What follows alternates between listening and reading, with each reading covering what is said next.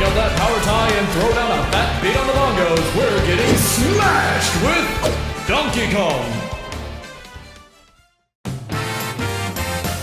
Despite the Donkey Kong memes and uncomfortable amount of dong jokes that have spawned from Donkey Kong's namesake, the origin of his name is actually rather innocent. Donkey Kong was created as the third part of a super weird love triangle between Pauline and Mario, who was still known as Jumpman at the time. The original Donkey Kong that we discussed in the previous episode was created out of a failure to obtain the licensing for the Popeye IP. Having already created the game halfway, Nintendo decided it'd be best to make up their own characters. This means that they would need a trio that could replace Popeye, Olive, and Bluto. Mario, Pauline, or Lady at the time, and of course DK respectively. The big angry Bluto was changed into an ape because, according to Miyamoto, it would ensure there was nothing too evil or repulsive about the character. We also see some inspirations from Beauty and the Beast to create a dynamic between Donkey Kong and Pauline. The story, if you can call it that, implies that Jumpman caged Donkey Kong as his pet, but he escaped and caged Lady in retaliation, which I guess teaches kids that revenge is okay, since Miyamoto really insisted that the ape was harmless. By naming him a combination of the word Kong, a pretty obvious synonym for ape, and the word donkey, which he claimed meant stupid, we can put together that the name Donkey Kong just means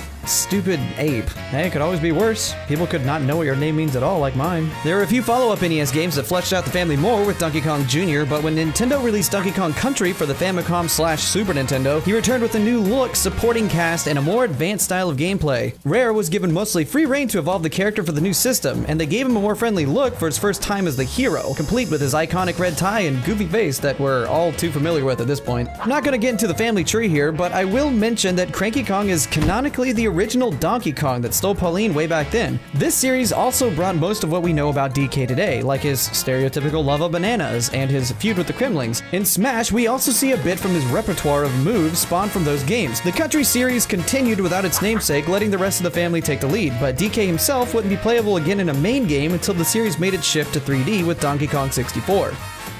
Donkey Kong has been accused on multiple occasions of being generic, and even a ripoff of King Kong, to the point where Universal even sued Nintendo and lost. But the character admittedly hasn't evolved much since the Rare era. The modern Country games brought a few new abilities such as grabbing and crawling on certain surfaces. They also brought on blowing? He's also had a few spin-off games of his own where him and his family give Mario a break to race or play music, but for the most part, Donkey Kong has become nothing more than a faithful companion in Mario's parties and sporting events.